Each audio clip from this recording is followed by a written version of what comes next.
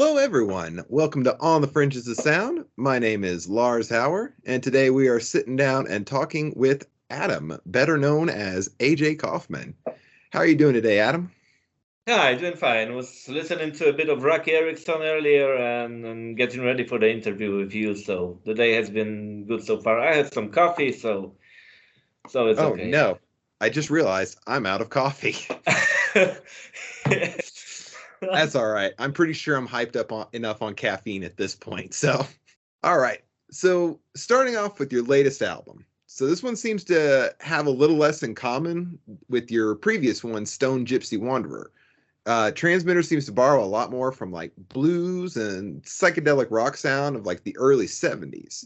So was this like a conscious decision you made when making the album, or was it just kind of like it just organically happen?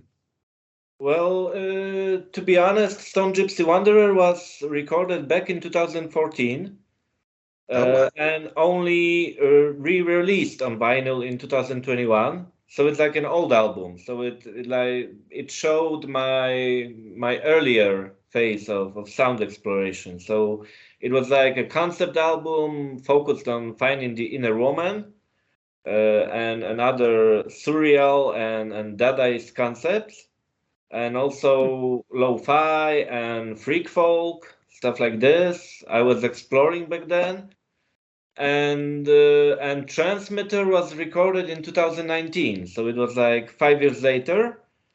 And like the liner notes for Transmitter say, it's inspired by Brian Jones from the Rolling Stones. I was imagining how could Brian Jones's music sound if he went solo, but as we all know, he died in his pool with the rock and roll death and all the mythology that started to evolve around his passing.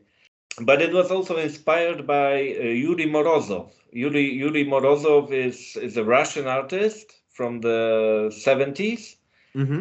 and he has like elements of blues and psychedelic rock. He was inspired by Eric Clapton Okay. and Jimi Hendrix. And so I tried to take the Yuri Morozov inspiration a bit further, and also I listened to a lot of Popol Vuh, so maybe that's why there's also a bit more synthesizers on Transmitter than they were on Stone Gypsy Wanderer. So you were saying Stone Gypsy Wonder was recorded in 2014, but it wasn't released until, would you say, 2019? Uh, to 2021. It was released on CDR in Oh, okay. 2014. Yeah, but by a micro label called Kendra, I believe you pronounce it Steiner, Kendra Steiner Editions. Yeah, it was a little label and poetry book publisher from Texas, from the USA. Yeah, and they released Stone Gypsy Wanderer, and I guess there were 100 copies made back then. So there's probably 100 copies of Stone Gypsy Wanderer floating somewhere around Texas right now. Yeah, on CDR. When you re-released it on vinyl, did you do any additional work on it? Was there any remixing, remastering, anything like that? Mike Sill released it in Australia through Rumble Records, the same label that did Transmitter, Okay. and he did some remastering for vinyl. Yeah, I think it was remastered for vinyl because it was too loud on the CDR. So is with your releases, is there usually that much of a delay between like the time it's recorded and the time it's actually released? It appears so, yeah. I'm Okay. not sure why, but yeah, because Transmitter is from 2019. The Hmm. sessions were in 2019, and it was released this year, so it's 4 years this time. Wow. You are incredibly patient with your releases. Yeah, well, one has to be because, well, Mike contacted me. It was the first time that I did not contact the label, because normally an artist contacts the label, and this time Mike reached out to me, and proposed the vinyl release. And then later I contacted him and asked him to help with Transmitter to release because Transmitter comes from one super long session. I was recording everything, all the sounds from my home studio since April to November 2019. I have like 900 recordings on my hard drive somewhere. Mike selected from 66 or 67, and he chose 20 best tracks for Transmitter. With Stone Gypsy Wanderer. So he found Stone Gypsy Wanderer, or he found you and reached out and said, "Hey, I want to release this on Ramble Records as well." Yeah, on vinyl. Yeah, exactly. It was the Oh, first okay. time. It was the first time it happened to me that the label contacted me. So It was when you're recording, what kind of equipment are you recording with exactly? Is it older microphones, or are you using old gear, or are you just kind of simulating it with software? for Stone Gypsy Wanderer. I used a Gibson SG61 Mm-hmm. and a Fender acoustic guitar, but the Fender was actually made in China, so so it's like a Chinese Fender, not an American one or a Mexican one. So Chinese Fenders are supposedly bad, but I like this guitar. For the synthesizers, I use some toy sounds like the Casio MA120. I think it's the name of this organ. It's like a child's organ. It's a small keyboard with a built-in speaker from the 90s or 80s. So I used and for mixing, I used headphones from a supermarket. Microphone was Shure SM58. So a dynamic one, not a proper studio microphone, just a stage microphone. For transmitter, I use the same gear plus VST synthesizers because I wanted to achieve the Yuri Morozov sound somehow, and I didn't have the money to buy a Moog or anything like that. So Mm, I yeah. downloaded some VST plugins from the VST for Free website, which has free plugins. Believe it or not, they had imitations of Soviet synthesizers from the 60s and 70s. So for transmitter, I use those as well. Yeah, I have a weird obsession with the Soviet era synthesizers. I'm trying to find a good like emulation of one, but I would really like to find like an actual original one. I found a few on eBay, but they're expensive. They're very Yeah, expensive. yeah. A good emulation is, I think one is called Alice. There's Yeah. Cynthia and another one, Encideza, I guess it's called Encideza. Oh, okay. So those three I used for transmitter. So, you're using like for transmitter, you used, like a lot of like bluesier kind of psychedelic riffs, and you also have all the synthesizer stuff going on. So, is this usually the kind of gear that you like when you're creating music? And do you consider yourself more of a guitarist or more of a synth guy or just a composer in general? Well, composer is a big word, but I have to use it because that's what I do. I compose music. So yeah, it's like I consider myself primarily a poet and a writer because that's how I started. Even back in 1998, which were my absolute beginnings locally in Poznań, in Poland. So even back then, I was more of a poet than a singer or guitar player or or synthesizer player. A funny story happened recently because I know this guy here in Poznań who is a respected piano teacher, Hmm. and he told me I have absolutely no talent for synthesizers. So, Wow, so, that's just. so yeah, so perhaps I could I should stick to the guitar. I feel guitar was my first instrument. I Mhm. learned it when I was 7 or 9 years old. Oh, wow. So you've been Classical playing for guitar quite a first. while.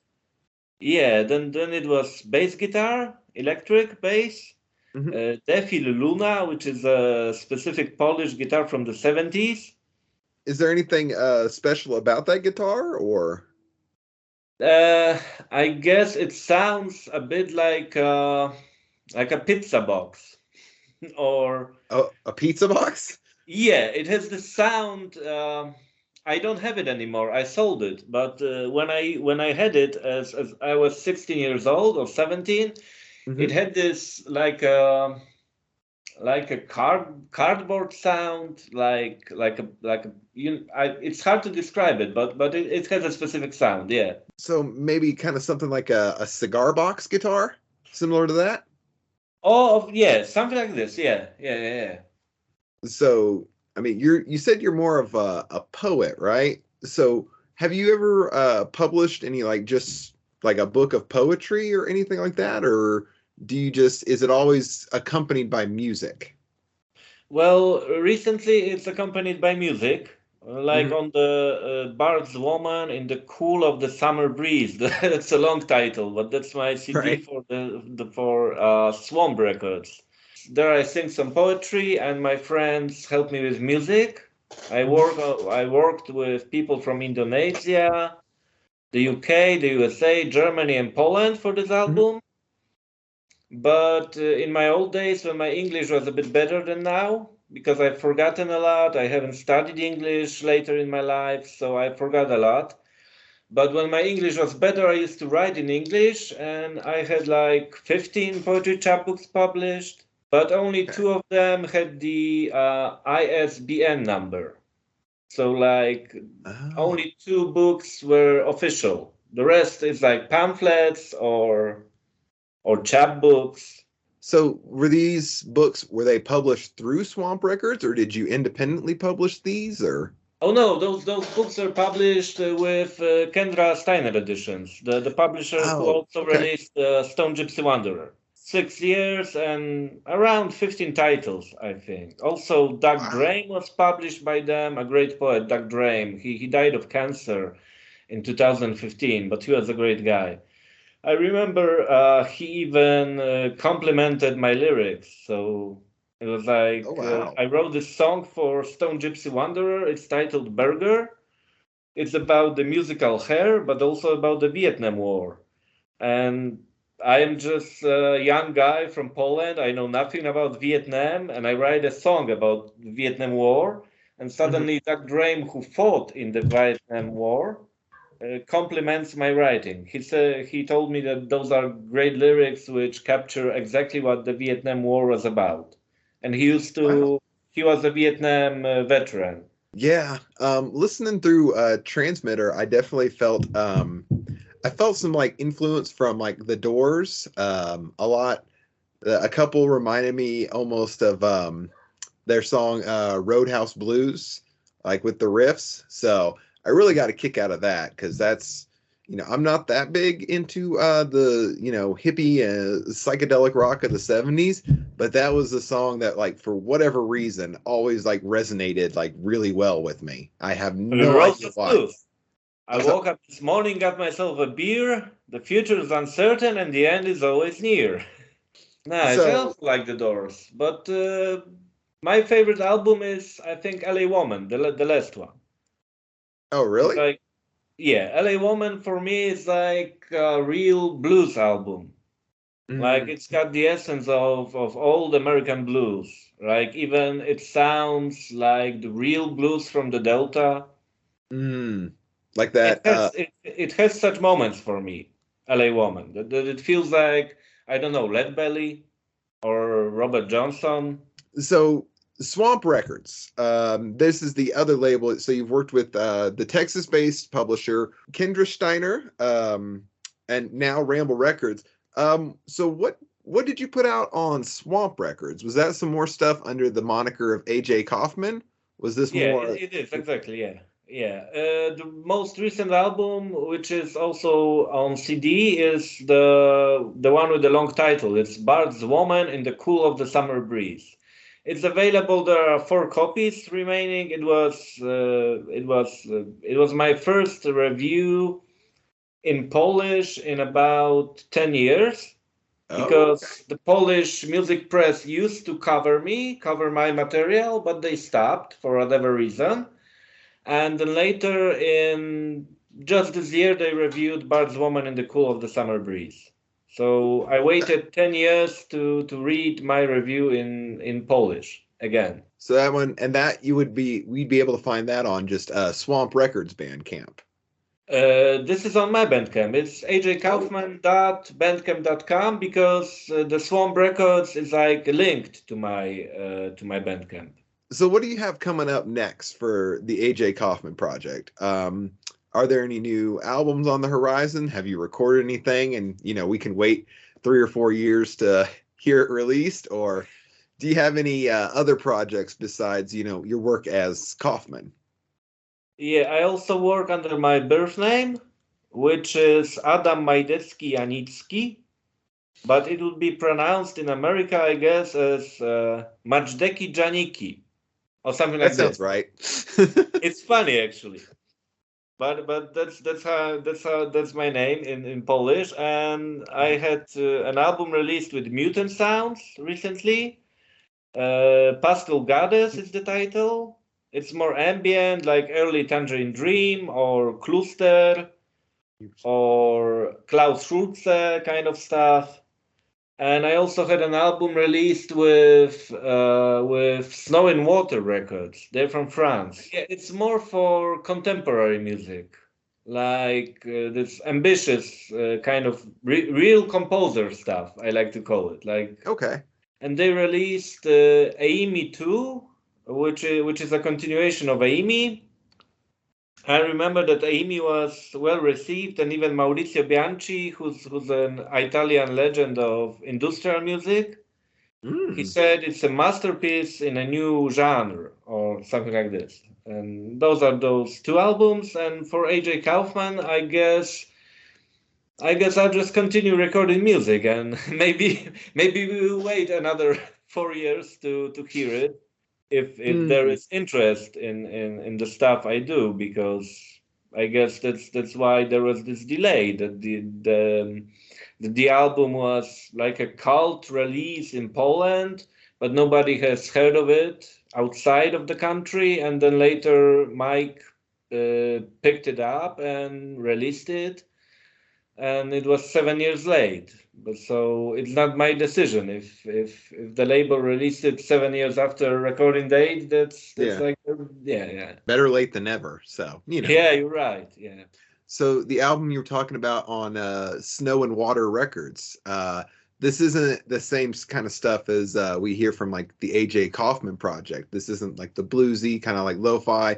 This is more like kind of like classical guitar kind of stuff. This is like, I don't know, maybe Stockhausen or Sun Ra or this kind of, or early krautrock, but krautrock in a sense of Tangerine Dream and Cluster, Konrad Schnitzler, maybe a bit of Maurizio Bianchi, whom I mentioned before. More like classical stuff, like modern classical music mixed with noise and industrial and ambient. Okay, definitely experimental music. So well, those are all words that I like. So yeah, maybe you can check it out. Yeah, Adam, thanks so much for joining us. It's been awesome to hear about all the past work you've done. I did not know that you did a lot of poetry and are actually a published author. That's pretty awesome. Also looking forward to hearing your new stuff. Definitely going to check out, you said it was Snow and Water Records, and you had a more recent release on Swamp Records as well. Okay, so the one on Swamp Records we can find on your Bandcamp. The Snow and Water one, I'm guessing we would have to go to their Bandcamp to find it? Or to Adam Majdecki.bandcamp.com. So Majdecki Janicki would be the pronunciation. All right. So where can we find you on all your social media? I know you're on Instagram, right? On Instagram, on Twitter, and on SoundCloud. So we can find you on Instagram, and that is that at AJ Kaufman. Adam, thanks again for joining us. It's been awesome talking to you and hearing about all the stuff you've got coming up and all of your past work too. Just finding out all kinds of interesting things about you. Great to talk to you too, and also especially nice since you're a musician too, and you make great sounds, great music. So it was an honor and pleasure to be able to talk to you today and to appear on Fringes of Sound. Oh, I appreciate that. Maybe I'll make some more music in the future. Thanks a lot for joining us, Adam. We'll talk to you again later.